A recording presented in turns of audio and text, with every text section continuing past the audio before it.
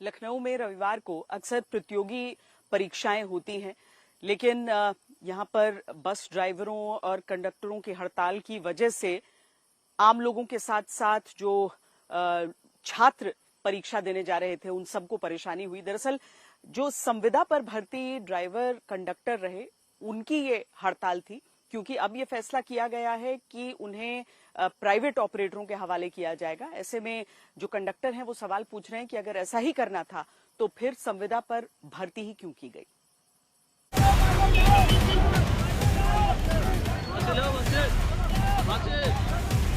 लखनऊ के लाल बत्ती चौराहे पर आत्मदाह की कोशिश करते ये रोडवेज की 4 संविदा कर्मी जो बोतल में पेट्रोल लेकर पहुंचे और खुद पर छिड़कने लगे, लेकिन पुलिस ने इन्हें रोक लिया। सवाल है कि जिन्हें बसों में टिकट काटना चाहिए वो आत्मदाह करने की कोशिश क्यों करते हैं। लखनऊ की सिटी बसों में सेवा देने वाले सैकड़ों ड्राइवर कंडक्टर की कई दिनों से हड़ताल से शहर की रफ्तार दावा थमने लगी, क्योंकि साल 2021 में भर्ती किए गए संविदा कंडक्टर को विभाग में लगातार सेवाएं देने के बाद हटाकर अब निजी हाथों में सौंपा जा रहा। कभी बसों में चढ़कर टिकट काटने वाले ये कंडक्टर अब पुलिस की बस में चढ़कर प्रदर्शन करते हुए एक दूसरे स्थान की ओर जा रहे हैं। एक मौका ये भी है जब एक और बस में ये सभी परिचालक जाने को मजबूर हैं, हाथ में अखबारों की कटिंग लिए।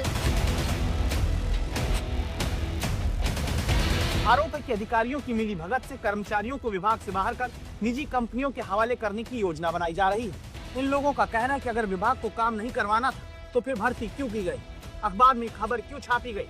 इस पर अफसरों की दलील है तत्कालीन अधिकारियों से गलती हुई। मुझे कंपनी से कोई मतलब नहीं है, मुझे संविदा पे भर्ती किया गया, मुझे संविदा पे ही रखो। केवल एक ही मांग है, या तो यूपीएसआरटीसी में ट्रांसफर किया जाए या तो संविदा बेस पर यहीं काम लिया जाए। तो इनका सवाल सीधा है, क्या संविदा कर्मचारियों का भविष्य सिर्फ इस्तेमाल करके छोड़ देने के लिए? इन लोगों का कहना है कि प्राइवेट कंपनी 25 से 30 हजार की सिक्योरिटी बनी मान रही है, लेकिन जब तनख्वाह इतनी नहीं तो फिर ये पैसा लाकर कहां से दे।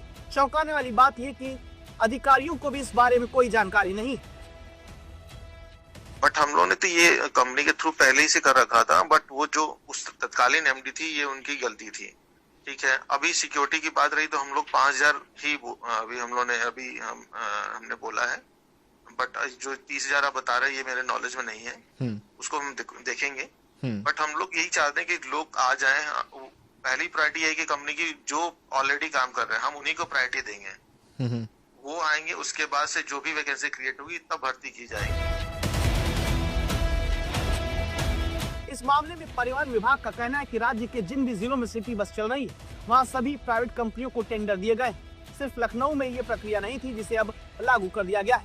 आज तक ने जब उत्तर प्रदेश के परिवहन मंत्री दयाशंकर सिंह से इस बारे में सवाल किया तो उन्होंने भरोसा दिया कि जगह बनने पर परिवहन विभाग में इन संविदा कर्मियों को प्राथमिकता दी जाएगी। तो ये चाहते हैं कि मैंने हमको जो है जो पहले जिस तरह से हम लोग थे उसी तरह से रखा जाए, लेकिन इधर आउटसोर्सिंग क्योंकि कुछ नगरीय सेवाएं वो 15 साल आयु पूरी करने के बाद वो गाड़ियां जो है स्क्रैप हो गई, तो अब ये लोग खाली हो गए हैं। ऐसे अभी नई गाड़ियां खरीदी जा रही हैं, इलेक्ट्रिक गाड़ियां भी आ रही हैं, तो इन लोगों को कहीं ना कहीं इसको समायोजित किया जाएगा। सवाल है कि किसी अधिकारी की वजह से इन संविदा कर्मियों की भर्ती को लेकर गफलत हुई तो इसमें सैकड़ों कंडक्टर का क्या कसूर है? क्या अधिकारियों की गलती की सजा परिवहन विभाग अपने ही कर्मचारियों को दे सकता है? समर्थ श्रीवास्तव, लखनऊ, आज तक।